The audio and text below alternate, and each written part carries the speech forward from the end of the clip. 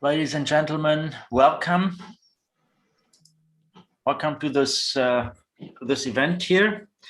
So this is now a side event within the All-Atlantic high-level meeting on the work package 3 of the AANChOR project. And this work package is on capacity development.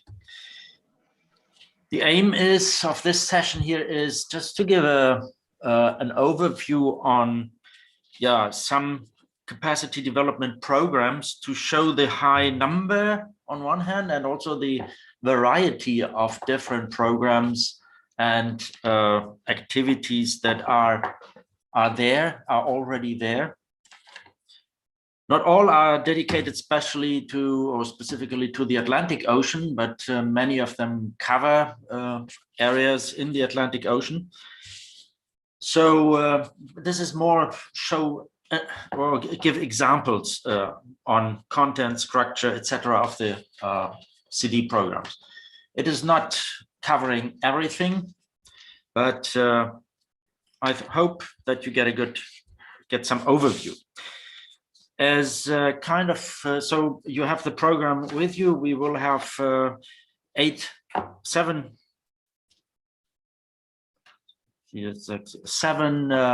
different programs or project activities from that. And then as a kind of a summary, I will go again a little bit into the aims and the structure and what we discussed in the AANChOR project in the work package, and introduce to you, show you the joint action that we have planned there, that we have discussed. So the aims, how we want to achieve that, and how we think this should be linked or integrated in the overall package of capacity development programs that we have in the Atlantic Ocean. With this, I think we can start. We have 25 participants here. You may have seen there is a link here in the chat. So people may also, if they want and didn't have the time to register, if you want to distribute it, you can send out this YouTube link, which is a live stream of the meeting here. So if you want to do that, please feel free and distribute it to other colleagues or so that could be of interest. We will start with two programs, two activities within two projects of the Blue Growth Call of the EU. The first is the CANEMS project or activity within the Triatlas project. José Mulbert will present that, and in the second place we will then hear something about another Blue Growth project, Aquavite, which will be presented by Adriana Koszanska. So I think, not to lose too much time, José, please go ahead, and the screen is open for you.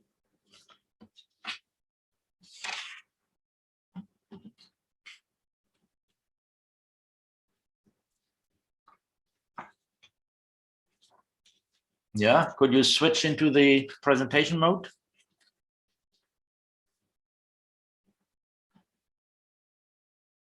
I can't hear you, José.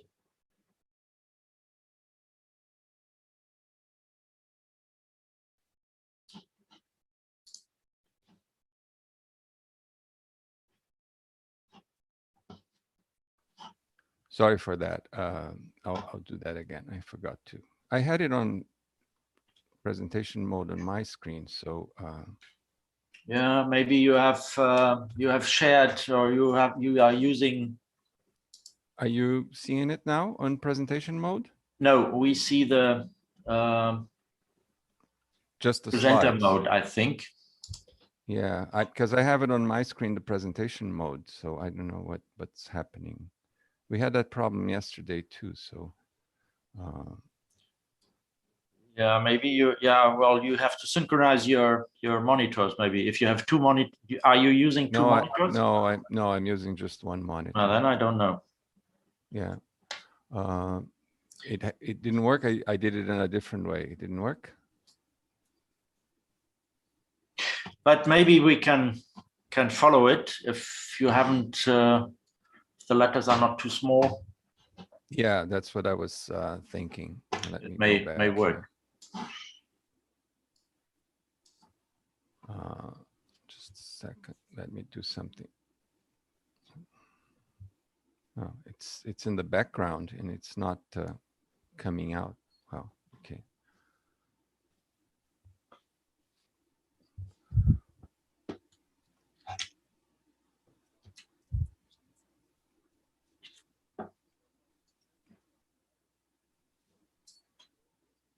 Okay, can you see it now? Let me just close this. Is that a size, good size? Or? Yeah, that's better now. Yeah. Okay, yeah, I think the letters are big enough so that you can see. Yeah. Well, thank you, Werner, for inviting me to present here the CANAM's Capacity Development Initiative from the Triatlas project, a project funded by the Blue Growth EU initiative. CANAM's is led by myself, José Milbert, here at FURG in Brazil, and Gaël Alary from IRD in France. So CANAMS, the Cross-Atlantic Network of Excellence in Marine Science, wishes to combine summer school student exchange programs, seagoing activities in a highly interdisciplinary and sustainable context. We want to support young researchers, not only during a certain period of time, but serve as a network, create this bonding to serve as a multi-year perspective, so that several types of steps in the careers of these new scientists and new students can be accomplished within this community spirit that we're forming. We find this is a new frame for South-North collaboration around the Atlantic. And we want to establish the foundation for a longer and lasting science cooperation, so that bonds created among these new students, early career scientists, will last longer than just the scope of the project. So our aim is to combine the academic infrastructure and strength of the Triatlas institutions to foster graduate studies in marine science and Atlantic Ocean. So we would like to advise, advertise the university programs that there are within these 33 institutions that form Triatlas, potential supervisors, research teams, to be so that this information is accessible to everyone around the Atlantic. We think that knowledge exchange within this network will definitely lead to strengthening individual programs that already exist in the Atlantic and within this network of CANAMs. And this will be important, as I mentioned before, to foster a next generation of young scientists, and particularly to contribute to the scope of the Blue Growth 08 initiative and the Belém statement, particularly to promote and facilitate human capital development and scientific exchange. So CANAMS is hosted in a portal, and basically there we advertise the opportunities that, as I mentioned, in jobs and training, funding, summer schools, onboard training activities, and visiting schemes of professors and students. We also advertise the graduate programs that we have within the project institutions, and we have a dedicated tab for the All-Atlantic Youth, where we have our early career researchers within the project, and also a link to the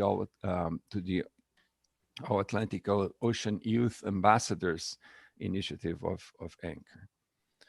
So during this last year, we've implemented the visiting scheme. So we had lecturers from IRD and from University of Pernambuco here in Brazil lecturing in the Benin's master course. We also had several lecturers from Germany, France, and Angola, teaching in the master's program at the University of Cape Verde. Also some modeling course initiatives given by RD at University of Cape Town. So this is a way that lecturers can be traveling around or contributing to programs that already exist to enhance their profile. We also were able to conduct a summer school in Cape Town, along with the Nansen Tutu Institute, a summer school on ocean climate and marine ecosystem, where we managed to unite a very good number of master, PhD, and early career researchers in physical and biological oceanography and climate research from Brazil, Africa, and Europe. Onboard training activities, actually, some of these were delayed because of the COVID problem that we'll be facing, particularly the ones that we had planned here in Brazil. In Brazil, we had planned two major activities, one here in the south, where I am, another in the northeast, following the scheme that Danilo Calazans presented yesterday on the floating universities based on the training, onboard training university platforms that Brazil have. But we were able to conduct training in physical oceanography on board a German vessel, where a bunch of students from Germany, Brazil, Nigeria, and Argentina could be trained in particularly in physical oceanography. So one of the main aims is to advertise the graduate programs that exist within the Atlantic, and in this case, particularly within the Triatlas project, but we want to expand that to our sister projects, so that prospective students that want to enhance their studies and their formation, they can look to different programs that there are, different supervisors and different research teams that are provided within this the Atlantic Ocean. So this is an expanding and ongoing task that we have in CANAMS, and you can visit the site there and get information on the programs. Also, it's very important to use that. We use that as to advertise news. Like every week, we have news and opportunities and new chances that there are open for students. So it's a good exchange platform for prospective students. So this is what I wanted to present to you. I don't want to be too long. Please feel free to contact me or Gal if you have if you need further information. Muito obrigado. Thank you very much. Merci to all. Yeah, thank you, Jose. I would think that we save the questions for after the presentations. I would like to go straight to Adriana, who will present us the capacity development activities that are going on or are planned in Aquavitae.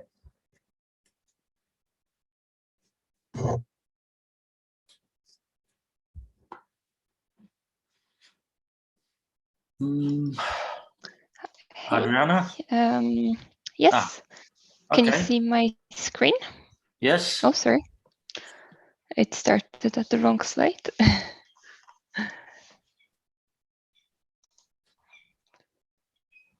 Okay. Okay. Is everything? Okay, great. Right. So thank you so much for having me here today. My name is Adriana Kochańska, and I'm a researcher at the Arctic University of Norway. I'm here on behalf of the Aquavita project, and I'll talk about our capacity building activities. Just a few words about Aquavita. So we're a cross-Atlantic project. We have partners such as universities, industry partners, research institutions, and NGOs. And the overall objective of Aquavita is to increase aquaculture production in and around the Atlantic Ocean in a sustainable way by developing new and emerging low trophic species and by optimizing production in existing aquaculture chains. Just as any other big European project, we have the responsibility, but also the pleasure to be developing capacity building activities. And I'll just talk about a number of them that we're currently working on. So we have industry apprenticeships, student exchange, monthly webinars, and the massive open online course. Our industry apprenticeships and student exchange, we have 5 apprenticeships and 5 scholarships with 8,000 euros allocated funding each. With those activities, we aim to facilitate the exchange of best practices and the development of collaboration across the broader Atlantic, as well as give the early career researchers an access to greater scientific community, knowledge exchange, and the development of transversal skills. However, we have, of course, had some difficulties related to the COVID, which means that sending students across the Atlantic was not as easy. So in the past, up to now, we have been able to arrange 2 student exchange, one from the US to Sweden and one from Brazil to Portugal. As a direct response to COVID, we wanted to give the students a platform and early career researchers a platform where they're able to disseminate and communicate the research. So we are organizing monthly webinars, and here you have some examples of the most recent ones. So they happen every Thursday, every last Thursday of the month, and you can find them on our news events site, on our website. And we're also working on a massive open online course. This course will be available on the Open edX platform, and our aim is to create educational material for online students and teachers who will be able to utilize the material in a flipped classroom format. So this provides a more student active approach to learning. The expected student profile is the students have to be fluent in English, and since this is a master level course, we would expect them to have some sort of previous knowledge, preferably at a bachelor level, or experience from aquaculture or seafood industry. The expected student workload for the course will be 140 hours, and this is equivalent to 5 ECT points. The name of the course is Sustainable Aquaculture for Low Trophic Species, and it will provide interdisciplinary knowledge on low trophic aquaculture, and students will gain insight into sustainable methods of food production for low trophic species, new or improved LTA products and market potential, latest developments in production systems, existing policy and governance of low trophic aquaculture, and economics and business models. So here are the modules, the 10 modules that will be addressed in the course. And I just want to highlight that through those modules, we'll be addressing 9 out of the 17 sustainable development goals. So this course is a collective effort of all the partners within the project. So we're actually getting a lot of involvement, not only from the universities, but actually from the industry partners. So we have experts in many fields, and they will present the latest available knowledge in their field. And in order to ensure a pedagogical approach, we are following the constructive alignment and the Bloom's taxonomy. So we are providing training to our partners from the industry who don't normally work with education and teaching. And we provide a structure and training for them to be able to contribute to this course. Okay, thank you so much for listening. Yeah, thank you very much, Adriana. Very good, very short, but precise. I have one question to both of you, to Jose and Adriana. Are these courses that you provide only open for the project people or also to others? That I think would be a very important question to both of you. Okay, so the MOOC will be open on the Open edX platform. So this is a widely available online platform, and yes, we want to disseminate to anyone and everyone. Okay. Yeah, in the case of CANAMs, some of the activities are only restricted to the participants at the moment because of funding structures. Of course, if you have independent funding and other sources, you're welcome. But the advertisement of the programs that exist around the Atlantic for oceanography, it's open to everyone. And so anyone not necessarily linked to the program, to the project, can go and look and get information and decide where you would like to go to study. Thank you. Okay. The other thing that I want to highlight, Werner, is that we do align with several other initiatives. So in example, like the course in Benin and other in Cape Verde. Cape Verde in the case was linked to the Vasco initiative that Corinne will talk in a while. In South Africa was linked to the Tutu Nansen scheme. So in this case, we have multiple sources of funding. That means that it's not specific to the project, but it's open to anybody that's around involved in these different initiatives. Thank you. Thanks. Then I would like to go on with Wojciech on the ISIS project. Are you there? Yes, I'm here. So, you don't have to be as brief as Adriana, but please keep as short as possible. Yeah. I will, Werner. Yeah. Thank you. Then we have some time for discussion afterwards for questions.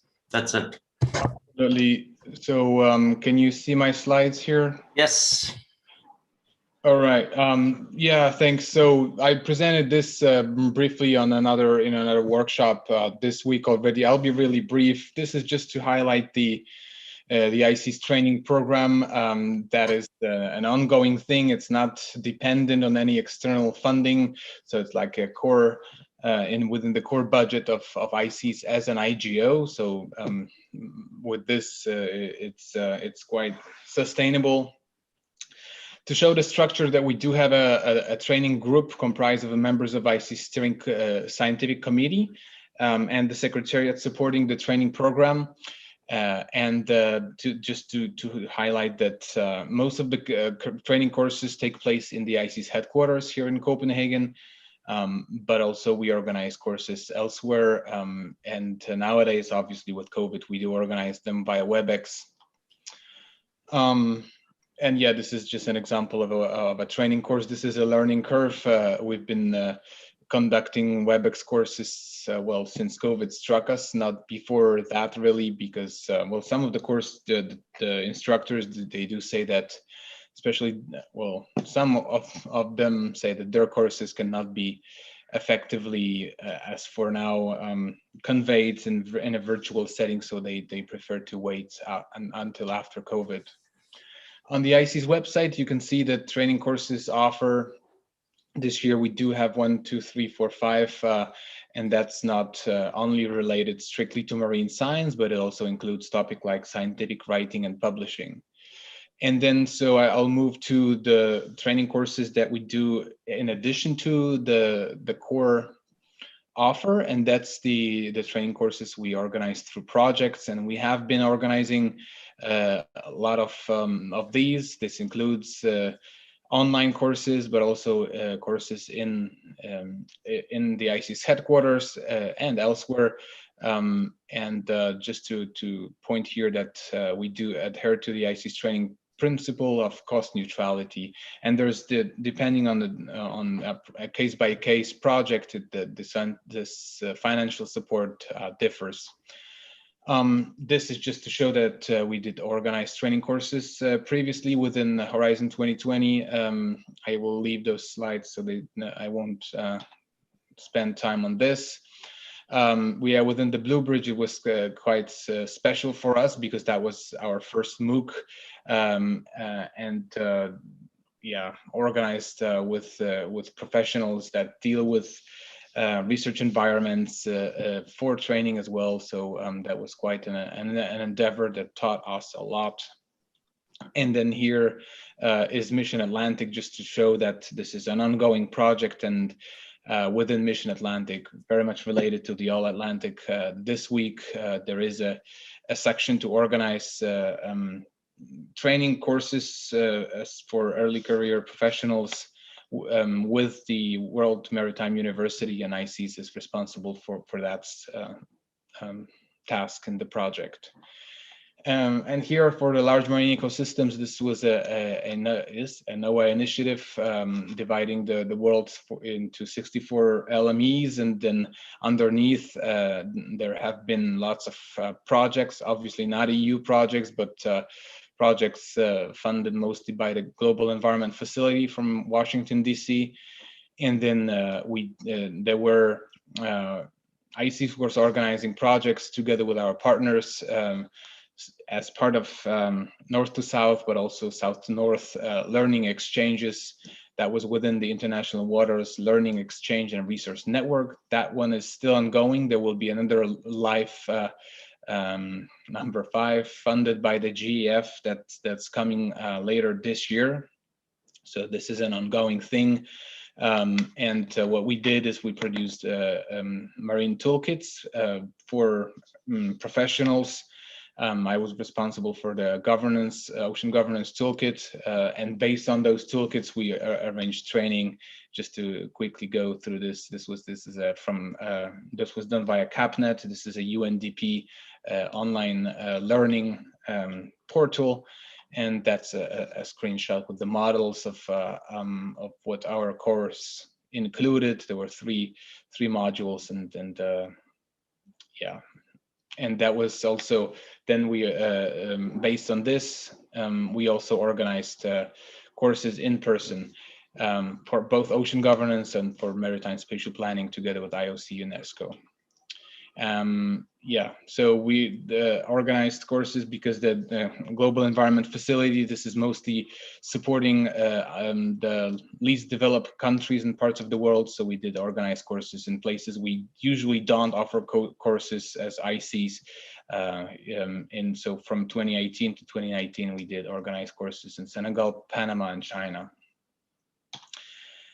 So yeah, this is to show that ICES has this ongoing structure, and this may be taken as an offer to use that structure, that support mechanism for registration and organization and arrangement of these courses, and especially to an offer to use the ICES network of marine science professionals, because ICES is a network of 5,000 marine scientists from across the Atlantic and all over the globe.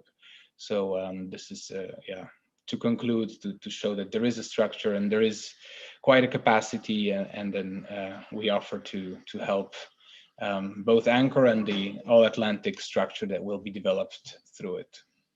Thank you. Yeah, thank you, Wojciech. Maybe 2 words on what are the main areas where you do the training? So I just to first start that I have some construction around. That's why I'm muting myself and stopping the video, because there's some background noise.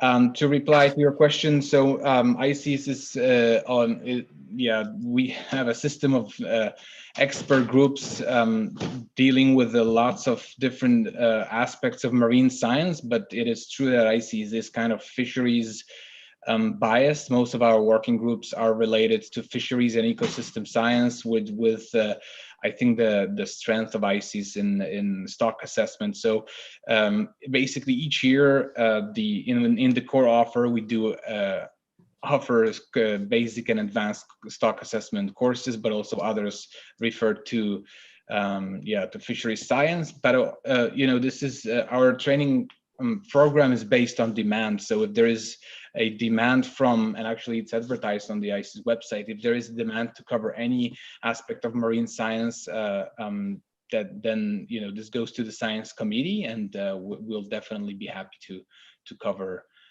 any aspect of marine science, because our strategic program is quite broad. So yeah. Okay. Yeah, thanks.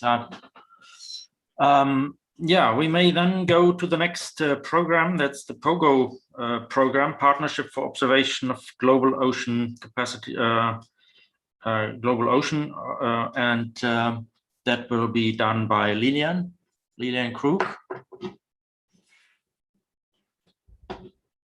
Okay, we can't hear you.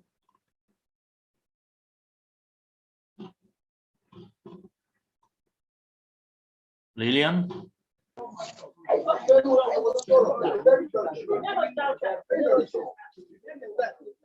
Hello?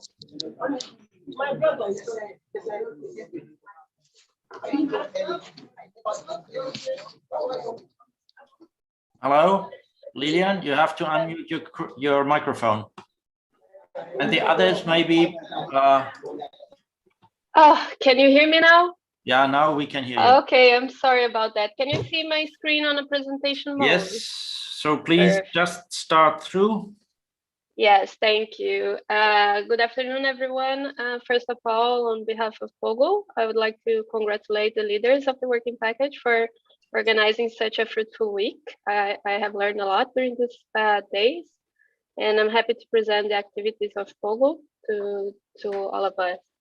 So, but first, what is Pogo? The Partnership for Observation of the Global Ocean is a consortium of major oceanographic institutes represented by its directors, the directors. And at Pogo, the directors meet their peers and officials of partner organizations to discuss oceanographic issues of mutual concern and to plan appropriate action. Pogo is supported by the annual dues subscribed by the members and by grants from charitable foundations. And currently, Pogo has 53 members in 28 countries. So Pogo mission is to promote the completion of a sustained integrated global system of ocean observations for the benefit of society. And in order to achieve it, Pogo focuses its activities in three main pillars, which are leading innovation and development of the crucial components of ocean observing system, developing worldwide capacity by supporting training and knowledge transfer, and through outreach and advocacy acts in improving ocean literacy within the general population, to influencing policymakers at high-level events such as the United Nations Conference of the Parties. So for this side event, I will present our activities in Pillar 2, specifically our capacity development programs. The imbalance in knowledge and capacity to observe the ocean between the hemispheres was addressed by our members since the beginning of the organization in the 2001 São Paulo Declaration. Then it was recommended immediate action to enhance such capacity, particularly in the developing nations. And since then, the capacity development has been a central element in the Pogo agenda. The priorities of our program are to develop worldwide key skills, capabilities, and capacities needed for ocean observations, nurturing then the new generation of scientists, technical experts, and leaders in ocean affairs. Over the years, we have developed an array of programs targeting primarily at early career scientists from developing countries and paying attention to gender and regional balance as well. Our programs receive positive feedback for both the trainers and the trainees and are often used as an example of successful training and capacity development in ocean observations. So our portfolio of training provide opportunities from scientists, from early career scientists from developing countries to receive training in leading oceanographic institutes, but also provide opportunities for scientists from these institutions to go to developing countries and conduct or support existing training courses there. And on the shipboard training program, we also provide opportunity for scientists and technicians to acquire skills to conduct oceanographic campaigns. So the training visits to leading oceanographic institutions serve as a unique opportunity for these early career professionals to be exposed to state-of-the-art research and observation facilities, but also to network and collaborate with internationally renowned scientists from these institutions. In partnership with AANChOR, we have developed the Visiting Fellowship Program, which support young professionals to spend up to 3 months training in their specialty at any of oceanographic institution around the world. And this program has been very successful in providing the training, but also in develop long-term collaboration between these institutes, the parent and the host institute. And in collaboration with the Nippon Foundation, we have established the NF Pogo Center of Excellence in Observational Oceanography. This Center of Excellence was first hosted at the Bermuda Institute of Ocean Science between 2008 and 2011. And since 2013 is hosted by the Alfred Wagner Institute in the islands of Helgoland and Sylt in Germany. So in the Center of Excellence, every year, 10 scientists from 10 different nations, mainly developing ones, spend 10 months in an intensive program with theoretical and hands-on training in diverse aspects of ocean observation. These also include core skills such as scientific communication and writing, ocean data management, GIS, and marine spatial planning. But our program also aims at bringing expertise to developing countries, as I said before, and these initiatives include the Regional Center of Excellence, which is organized as a part of the Center of Excellence in Germany. So these regional centers create suited trainings courses that goes for up to 4 weeks in institutions in developing countries. We have had 7 of those in countries such as Brazil, Philippines, Vietnam, and we were planning one for Bangladesh, but due to COVID right now, this is momentarily suspended. The Pogo Visiting Professorship, which is no longer in activity, provided annual bursaries to 1 senior scientist to travel and conduct up to 3-month training in also developing nations. And Pogo also provides support for participation in regional trainings, such as the Austral Summer Institute in Chile, Masters in Applied Marine Science in South Africa, and the Physical Oceanography in Benin. And as our experience shows that these trainings can reach a higher number of trainees and be better tailored to working conditions and resources in the region. And finally, our shipboard program aims to provide the necessary skills to participate in oceanographic campaigns. So this is built on the infrastructure and expertise of our members and collaborators and provide fellowships so trainees can join major oceanographic expeditions such as the annual Atlantic Meridional Transect or the Moose cruises or visit to time series stations like the Porcupine-Abyssal Plain. And we also have an open call, an annual open call that works as a matching service, matching applicants and fellowship opportunities as and when they come up. In both cases, we can provide support so the trainee can spend up to 1 month before and or after the cruise at the host institution, so she or he can acquire experience in preparing cruise preparation and data analysis. And we also have the Floating Summer School with the Alfred Wagner Institute, which Karen presented yesterday, where groups of early career scientists receive 4-week training on board the research vessel Polarstern as she's traveling between South and North Atlantic. There they experience all challenges of a real cruise expedition, intensive hands-on training, lectures, exercises, and conduct outreach from on board. Pogo has a dedicated web portal for shipboard training, the Ocean Training Partnership, where we posted calls. Candidates can apply online, and members and collaborators can learn more about how to host fellows within this program. So for 20 years now, the Pogo Capacity Development Program has been making a significant contribution in reducing deficits in trained ocean observers in developing countries.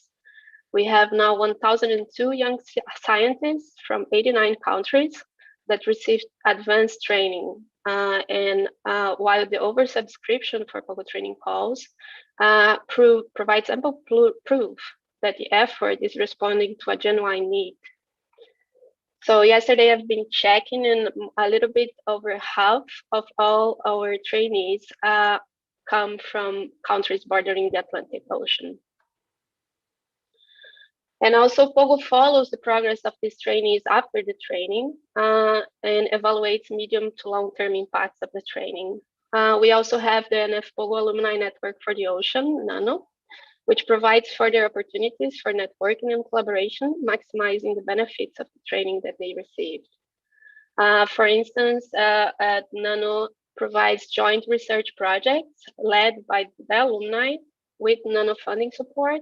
One of them is developing a network of coastal monitoring stations in 13 countries at the moment, in Africa, Asia, and Latin America, with sampling fieldwork, all done by our alumni. And we have a second global project that focuses on the development of a low-cost temperature sensor. It will be implemented using a citizen science approach. Mm-hmm.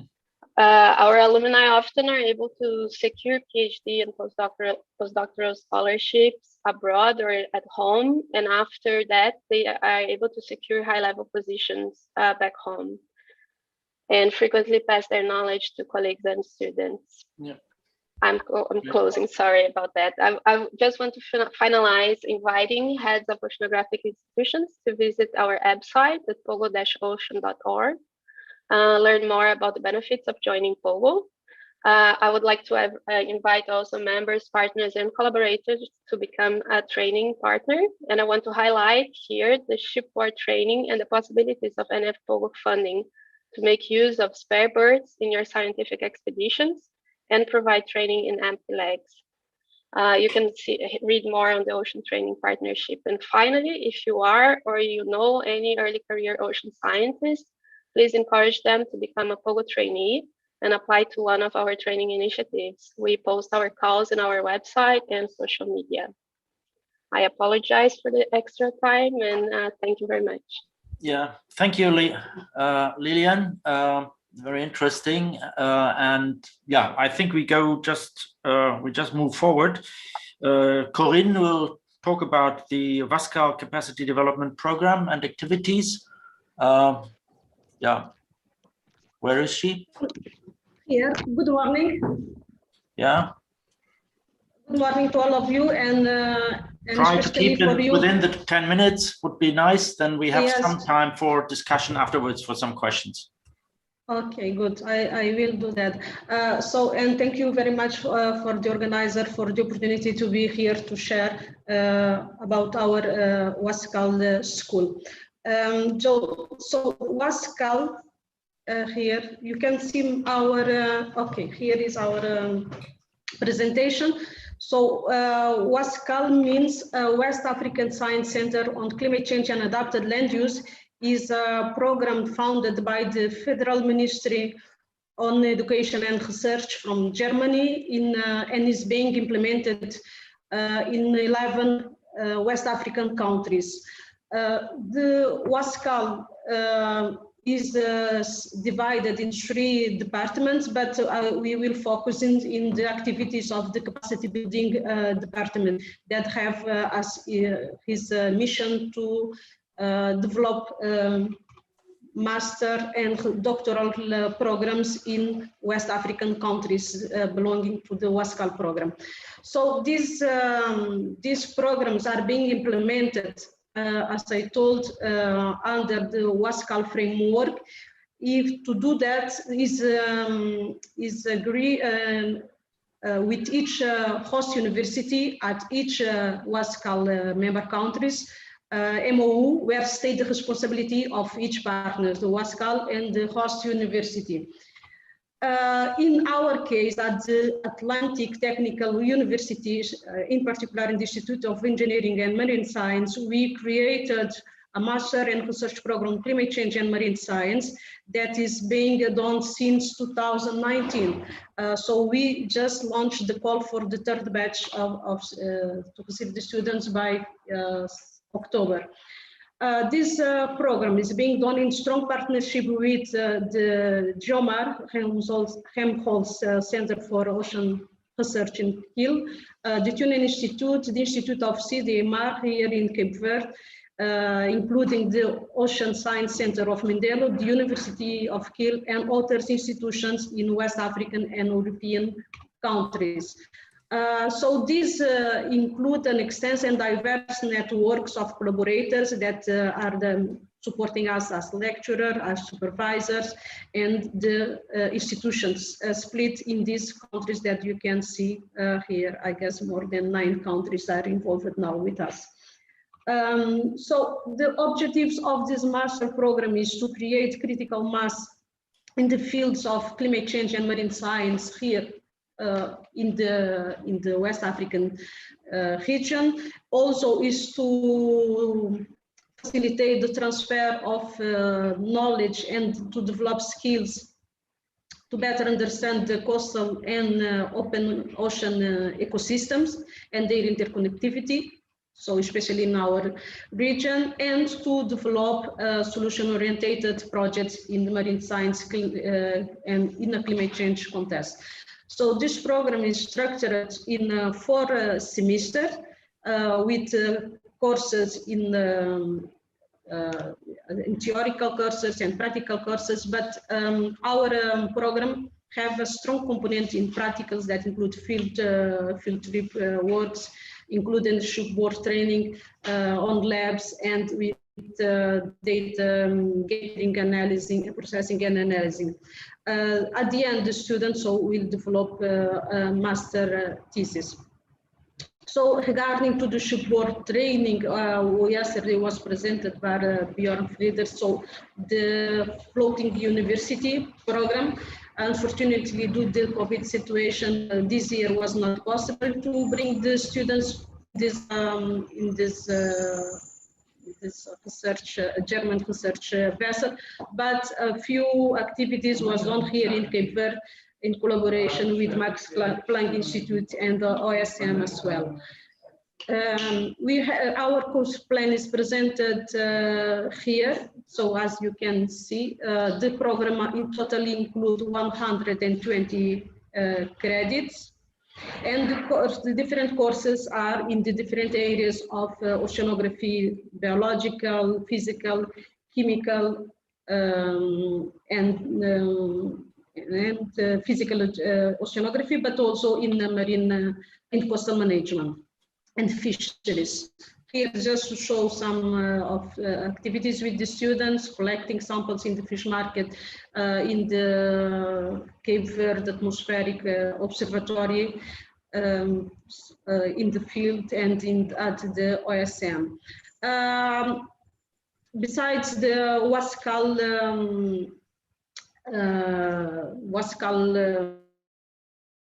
funds, we was able also to join was a MAVA Foundation, that is a Switzerland foundation that support some activities related to coastal management here in the West African countries. So they are founded for students until now. So extending the number of students and extending our impact in the West African countries. As you see, Sierra Leone and Guinea that are not part of Wascal program, we have students that are founded by MAVA.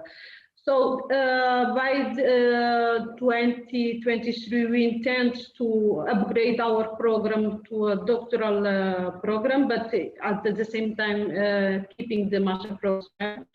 To achieve this, of course, we have to be as much as possible, less dependent of the main founders that we have right now. So for that, we are working to have more visibility and to work well in order to achieve our sustainability. Another thing that we have to achieve is to improve the gender balances. We have just now less than 40% of the students are females. So for more information, you can visit us in the links here at our Facebook page and the Wascal web page. Here is the team in Cape Verde, but as I told, the team of Wascal that is working here is quite large with collaborators, especially from Jomar and Tunen Institute. Thank you very much for your attention. Yeah, thank you, Corinne. I think a very interesting program that you have there. And yeah, somehow a little bit or completely different from the other programs we already heard.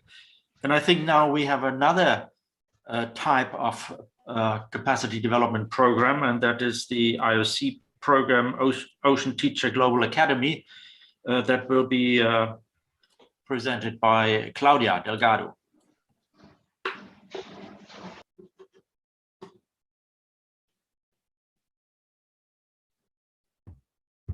Yes, thank you. I will just put it on full screen. Can you confirm you're seeing in full screen? Yes, we see your slide. Okay, thank you very much. And thank you for the invitation, for the opportunity to introduce the activities of the Ocean Teacher Global Academy of the IOC of UNESCO. So 2020 has been marked by an unprecedented disruption at the global scale. The World Health Organization declared COVID-19 as a pandemic on March 11, 2020. And as countries imposed lockdowns and the restrictions to travel started coming in, the classrooms were empty. And in fact, sorry, I can't. Okay. And in fact, an estimated 1.37 billion students around the world were prevented or out of school for extended periods of time. So this blackboard is perhaps represents what happened last year with education and training in general, at least for many. So schools and other training providers, including academia, had to quickly adapt and find alternatives to deliver their training. Fortunately, the IOC and through its Ocean Teacher Global Academy was in a good position to adapt and did it swiftly by adapting the online, what used to be face-to-face courses into an online environment. And since then, we've organized over 15 online training courses. Now, the Ocean Teacher Academy, Global Academy, already existed. The second phase started precisely last year in April 2020. And it's a 3-year project funded by the government of Flanders in Belgium. The present phase of Ocean Teacher builds on the legacy of the previous projects and is trying to contribute to the 2030 agenda at the UN. Its main goals are to develop a portfolio of packaged courses related to the needs of IOC, but not only, including also other partners and stakeholders, and to deliver these courses online, blended mode or face-to-face as needed and on demand. Now, the e-learning platform of Ocean Teacher is the backbone of Ocean Teacher. The platform allows the sharing of contents and learning between organizations and stakeholders, the co-creation of contents and knowledge, and the recognition of the contribution of the different organizers and course developers. It's also widely available as it is online, so anyone can learn anywhere, anytime. And it enables, as I mentioned already, the creation of a community of practitioners by sharing all the contents online. But what is e-learning? Well, e-learning can be defined as the use of computer and internet technologies to deliver a broad array of solutions to enable learning. What e-learning is not is simply conducting classroom training over a web conferencing tool. So e-learning can offer effective instructional methods, such as practicing with associated feedback, combining collaboration activities with self-paced study, or personalizing learning paths based on the learner's needs and using simulation and games. Now, a training program may aim at developing different types of skills. Are all of them suited for an e-learning environment? No, the answer is no, not necessarily. Although, of course, there are many ways we can be very creative about delivering training. Nevertheless, the most suited are always the cognitive skills and not so much the psychomotor or interpersonal skills. When is it adequate to use e-learning? Sorry, Well, many organizations are now using e-learning, not only due to the pandemic, but because it can be as effective as classroom training at a lower cost. Developing e-learning is more expensive at the start than preparing classroom materials and training the trainers, especially if multimedia or highly interactive methods are used. However, in the long term, delivery costs, including the costs of web servers and technical support, are considerably lower than those for classroom facilities, instructor time, and participants' travel. And of course, an interesting side effect is also a lower carbon footprint. So COVID-19 may have brought momentum to, and even an urgent need to move on to distance learning, but in fact, different forms of distance learning have been around for already quite a while. And in fact, in 2015, the Qingdao Declaration, promoted by UNESCO, became the first global declaration on the use of ICTs in education. This declaration highlights the different ways in which technology can support the global agenda, specifically for education and including lifelong learning. It states that to achieve the goal of inclusive and equitable quality education and lifelong learning by 2030, ICTs must be harnessed to strengthen education systems, knowledge dissemination, information access, and quality and effective learning. So this declaration is a clear statement in favor of the use of ICTs to foster access and equity in education and training. One common question is about the effectiveness of distance learning. Research suggests that online learning can in fact increase retention of information.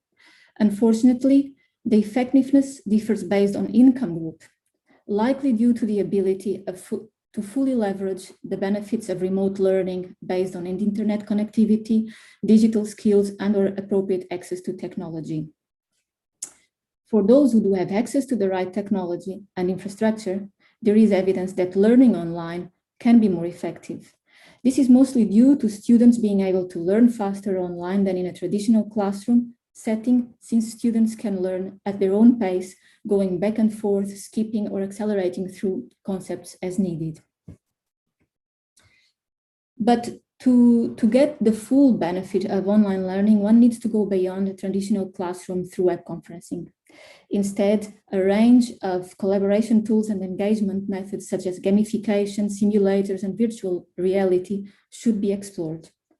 A growing body of research-based knowledge is currently available and supports the implementation of good quality e-learning experiences.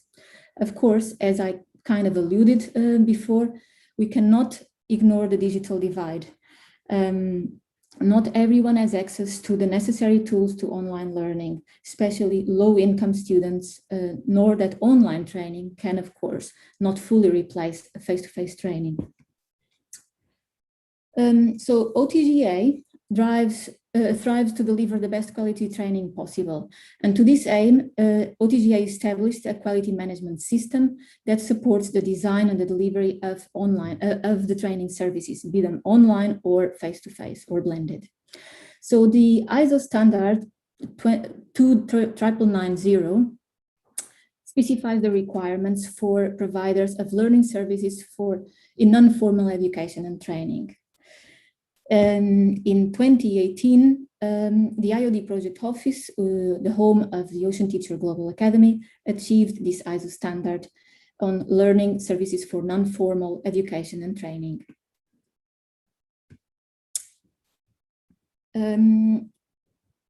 So does Ocean Teacher currently only online training? Well, no, not necessarily. We have a global network of training centers spread around the world. And these are partnerships between IOC and the member states and the institutions in the member states. These RTCs and STCs play an essential role namely helping tailoring the training courses to the regional needs, and also hosting the face-to-face courses, and of course helping with translation into the relevant languages of the training courses.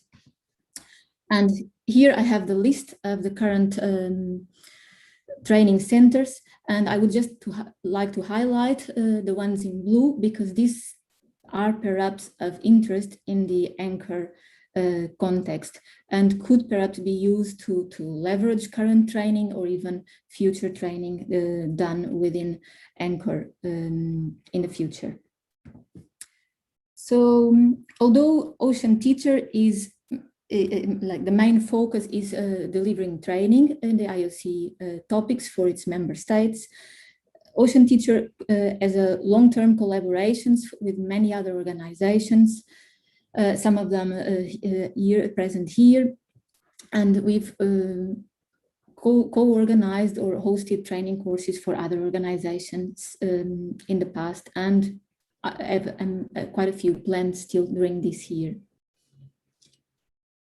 So the COVID-19 has triggered a fundamental change on how we look into and ensure training and education so that it doesn't stop like it did at some point last year.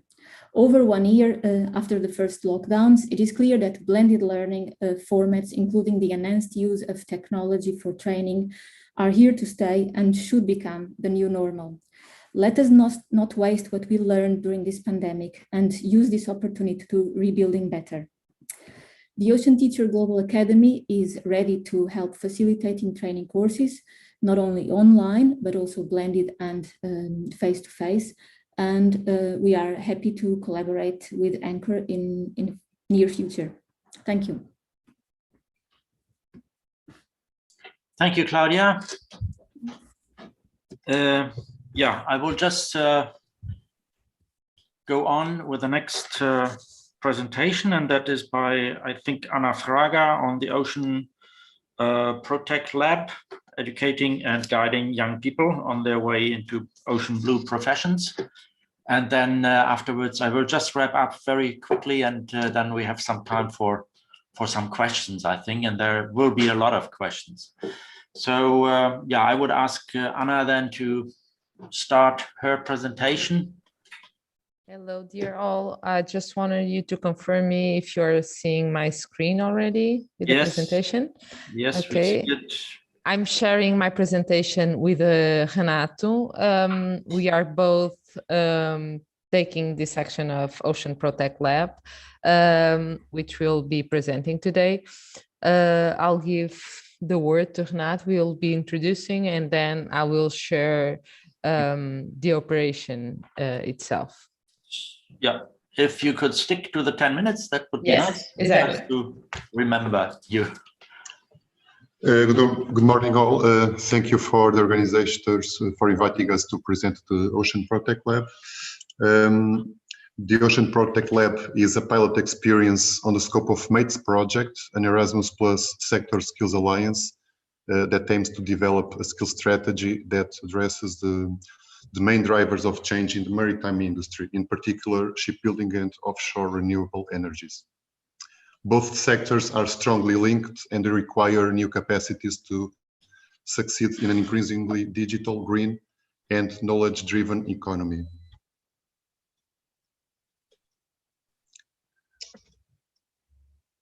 MATES will validate actions and priorities suggested by the skill strategy through the setup of 11 pilot case studies.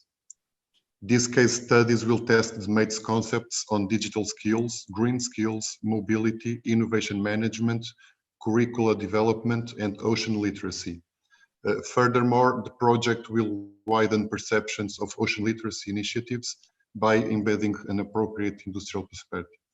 It will spread an updated image for the maritime industry and send out a convincing message concerning the high-tech and long-term future of the maritime sector. The pilot experience Ocean Protect Lab is taking place in the Azores through a close collaboration between one partner of MATES project, the Regional Fund for Science and Technology, and AANChOR C School, a new vocational and educational training center that is initiating its activity. The Ocean Protect Lab is a pedagogical activity for early career skilled youngsters and is acting as a laboratory for professional and technical promotion as an attempt of educating and guiding young students on their way to blue professions. Our main objective is to promote theoretical and practical knowledge exchange and anchor concepts about ocean literacy and maritime literacy, which allow the youngsters to be in close contact with maritime workers and industry experts. Our offer includes disciplines related to traditional sectors and emerging activities closely linked to the use of new technologies. The latter disciplines are in close collaboration with the university and marine sciences research groups.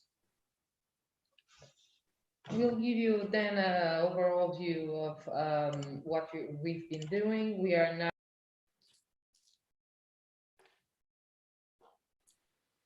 Hello? You're muted. Sorry. We just wanted to share with you a quick overview of what we've been doing. We have been working for the last 1.5 months with the students from several islands, and they participated in several activities. First, online activities where they were challenged to scope the professions that were occurring in their own islands, and through a set of activities, they were able to create an exhibition where they address it to the sea-related professions, both the ones that occur traditionally, but also scoping for new opportunities, new technologies related. This week we are engaged with the Ocean Protect Lab live experience here in Horta, and this is an immersion activity to organized as a vocational recruitment activity. Sorry, the slide isn't. Okay, I'll try to, it blocked. So during this week, I will continue. Sorry, the slide isn't moving. During this week, we've been doing with a group of 8 students, a set of activities. Here they are. So we have a mix between live activities where they have the chance to contact with professionals from several areas. We really had decided to have a big focus on providing the interaction within operators, which try to bring together science and maritime activities, namely maritime tourism activities. So during this week, they, for instance, they already did several transats aboard. They did ocean litter transats. They did sea mammals observation transats. They had the experience of scuba diving and collected and monitoring the litter that they were able to collect underwater. They had the opportunity to visit a research aquarium, and they were nursing a turtle. They were monitoring water pH and doing very technical tasks. This morning, they are continuing. This is the day where they will work here in the AANChOR C School in our simulators. They started with the maritime communication simulator, and then after lunch, they will try the navigation simulator and will do other technical workshops. Tomorrow is the day where they will contact directly with science projects that are going on here in Horta, in the University of Açores. They will be focusing on, they will visit the structures of aquaculture, they will visit the projects where related with sea mammals monitoring, climate change monitoring, ocean litter monitoring. And they will also have a special set addressing to deep sea research and new technologies involved.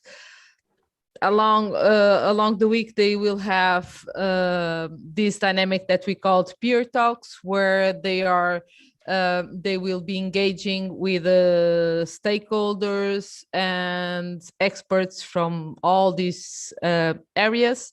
And our aim is to provide them 1 week, which will promote a better awareness of what are the opportunities of working in areas sea-related and supporting science. Thank you. Yeah, thank you, Anna and Renato, for that. Yeah, I think that was quite a good and comprehensive overview on very different programs, activities. I would appreciate if I could have your slides either as PPT or as PDF, just for me to also make a little report and bring it into context.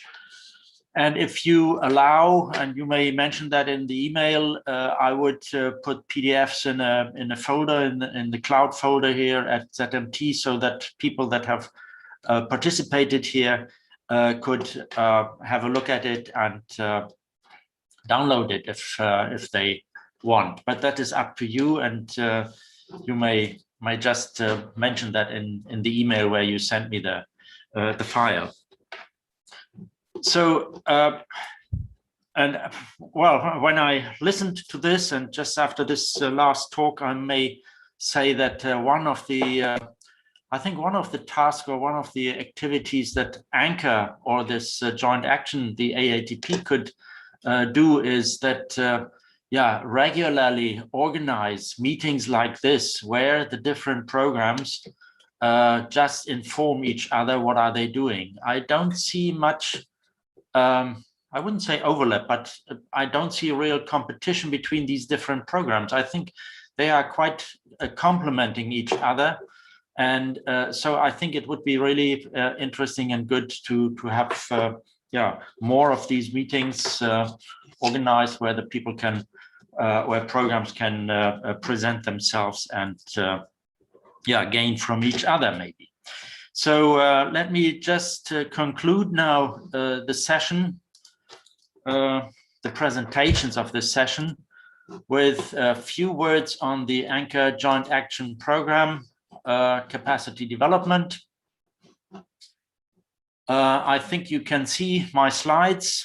So the work package 3 capacity development had 6 main authors or main drivers plus me that have developed different lines of activities. What was the starting point? The starting point was that we just realized that there are many diverse and very diverse training programs and activities around. And I think we have seen that in the 7 presentations that we just could follow. So, and we identified that there is a need for kind of collaboration and communication among these programs. So the goals that were set in the AANChOR project for capacity for the work package 3 was we want to maximize the effectiveness of existing measures in the marine science. Just a moment, I can't see my, just want to let Marcus in.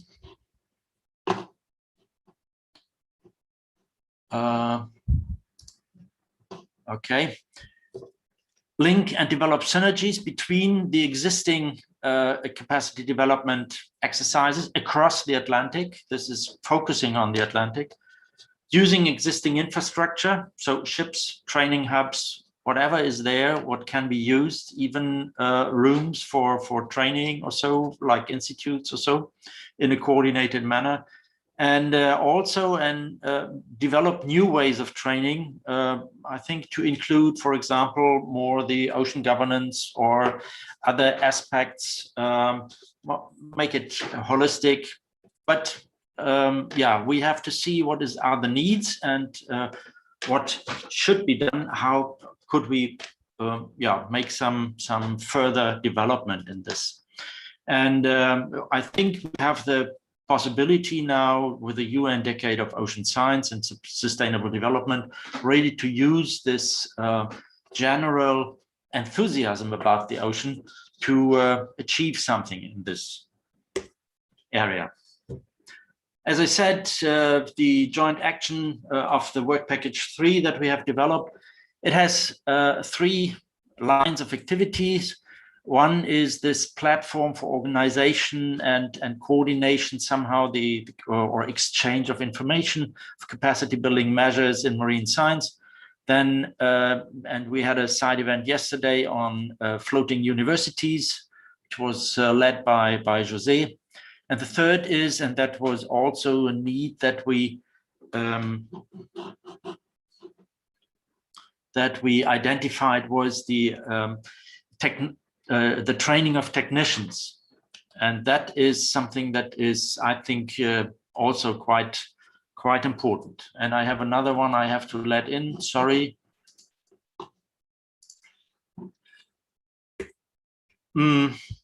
So the outcome of this joint action would be a collaboration of EU projects fostered, gaps in knowledge transfer reduced. This was one of the main tasks. By that, produce better trained young scientists and technicians to face the challenges in ocean science in the future. A better coordination of synergies among training activities, and integrated and enabled workforce for the blue economy. And this was a main requirement or request from the EU, from the Commission, especially towards their own projects that they are funding, to bring these together and to not act separately, but to work together. So what we have done, some of you have attended the kickoff conference on Monday and Tuesday, and there were very interesting and intensive discussions on that, how to structure, how to implement such a platform, how to integrate other programs like Pogo, IOC, Ocean Teacher, and I could go through the list of the talks today, how to optimize and use and make use of the financial and human resources. So we are doing a lot of things in parallel. Are there synergies? Can we use financial and human resources in a better way, also from projects? And and then for sure within the AANChOR project, how to link with the other work packages on, for example, standardization of data exchange, for example. Then we have the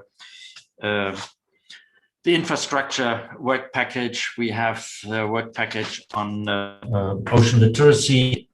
So how to bring this together.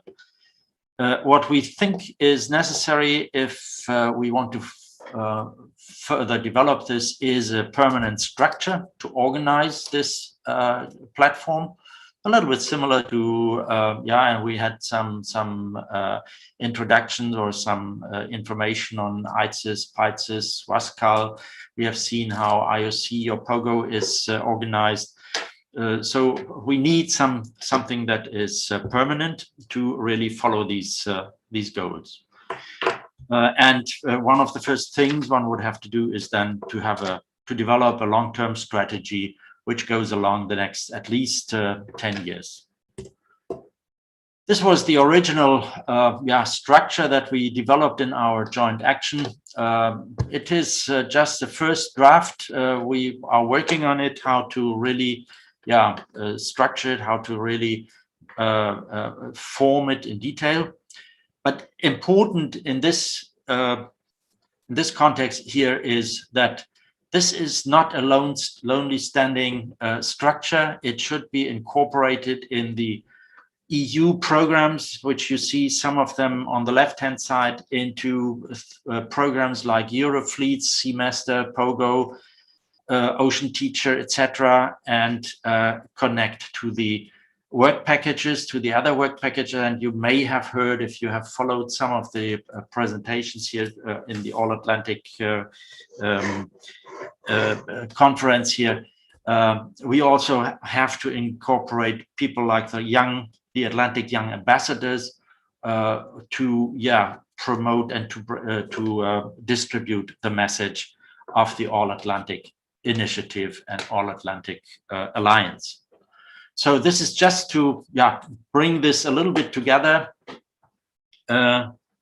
So AANChOR doesn't want to compete with any of the programs that we have presented today.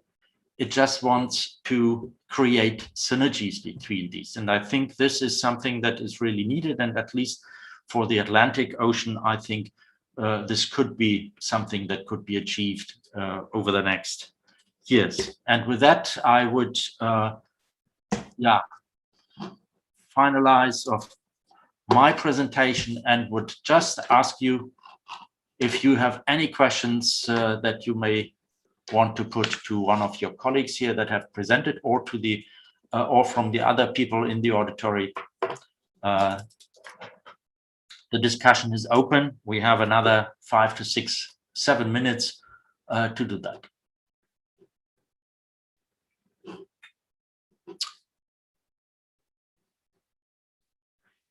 So I just pick one question from the chat. I just have one from Neville here. Is there a maximum age for enrollment in this course in Cape Verde? That goes to Corinne, I think. Can I use the opportunity to jump in, please? Yes. Yes. Thank you. So that was only a half serious question because it seems so attractive to me, the course. Yeah, but no, it's a good question. It's a good question. But nevertheless, really, I just want to make the following observation. I have not been able to attend all of the events this week. I have attended some. And I think what I've learned is that the need for a program such as this one, AANChOR, is really important because, as you describe, and as we have seen, there are some really excellent opportunities for training, which will otherwise be duplicated. And it's obviously better to pool resources and to integrate as much as possible. So I really do think this has been a very worthwhile effort, and I congratulate you all for that. We'll be looking into it. My real other concern is something I raised at the beginning, earlier in the week, and that's really about uptake of trainees. And while it's not always our responsibility to ensure that there are careers for people, it's very important that we consider the environment into which we release people who are trained. Werner did make the point that a trained person is a trained person, whether they stay on the ship, or whether they end up somewhere else in the system, they're still trained. And I get that, that's valid. But nevertheless, it's important that career opportunities get accounted for in this broader thinking as well. Thank you very much.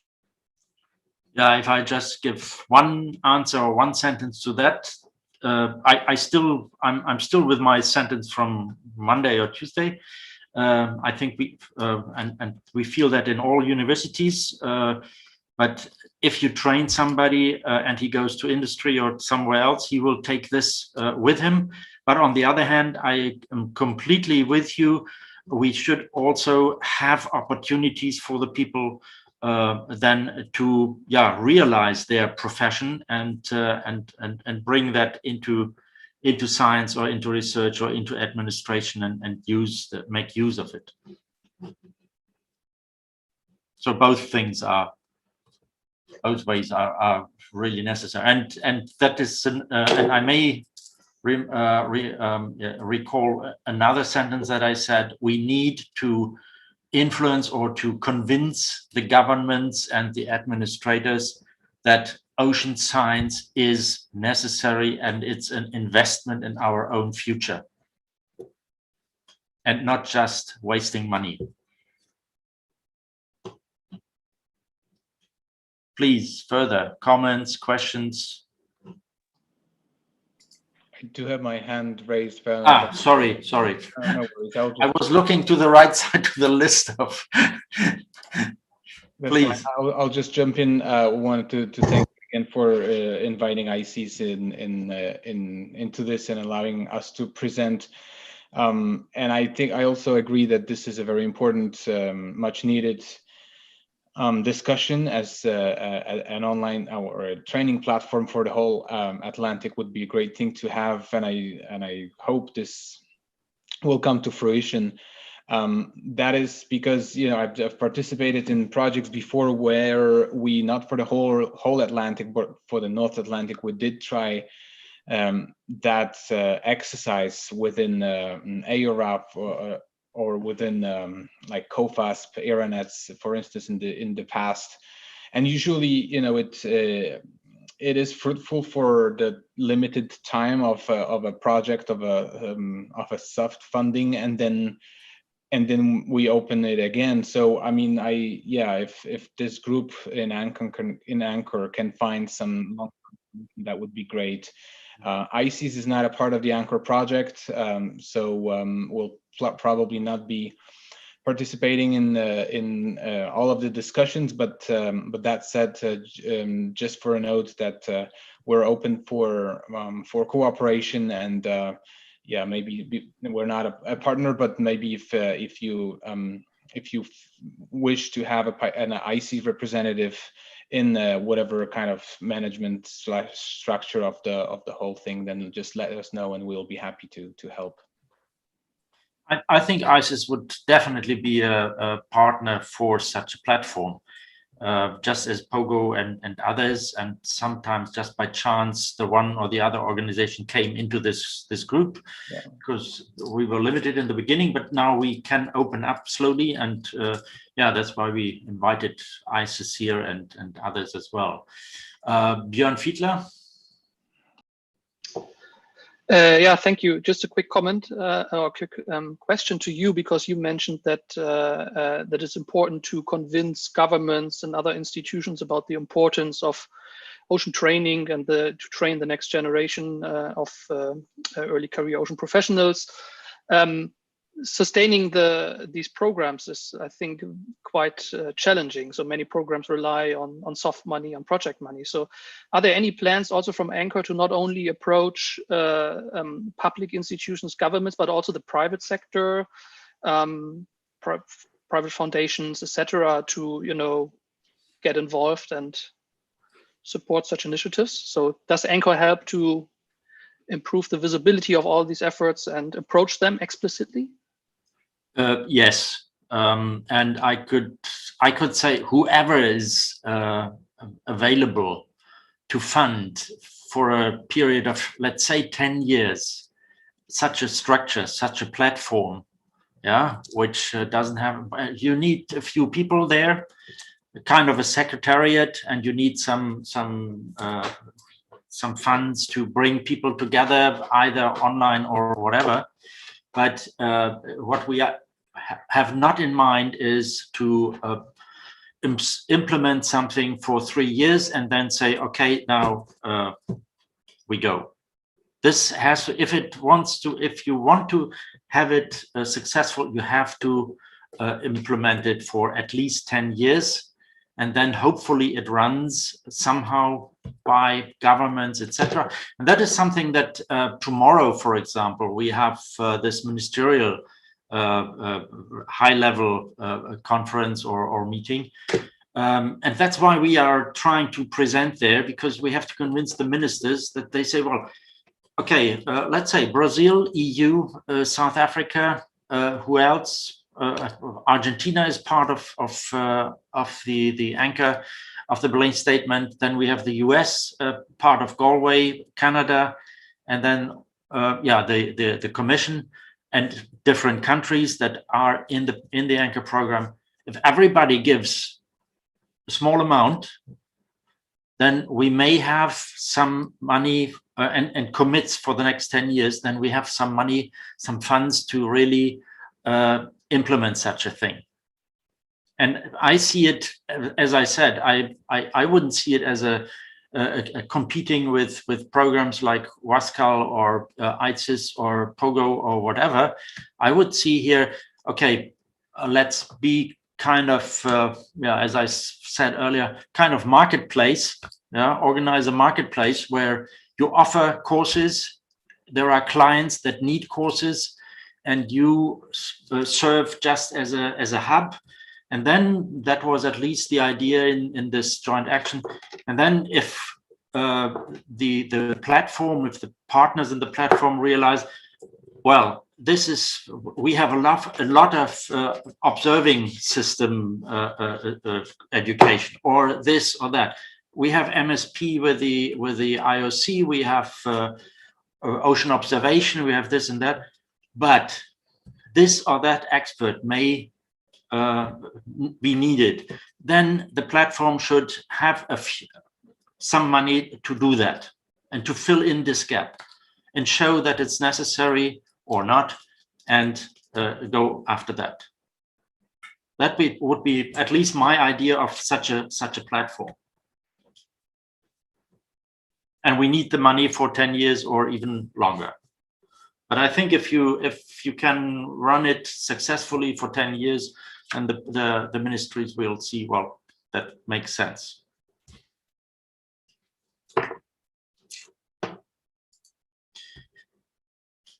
I know that there is another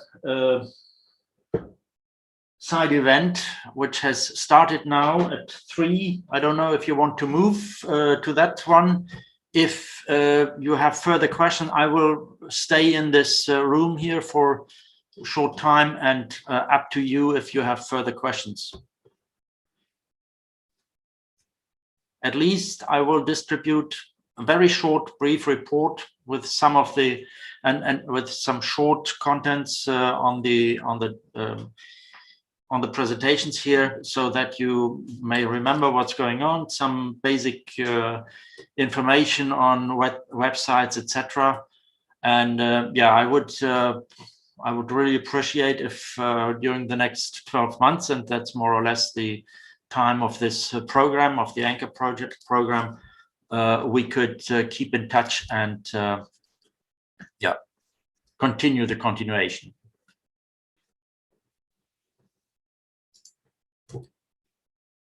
Any final comments from your side? If not, then I would release you to the other side event, which is a sister workshop of the Anchor program, and that is on standardization of data and information exchange, etc. And I think it's also quite important and quite interesting.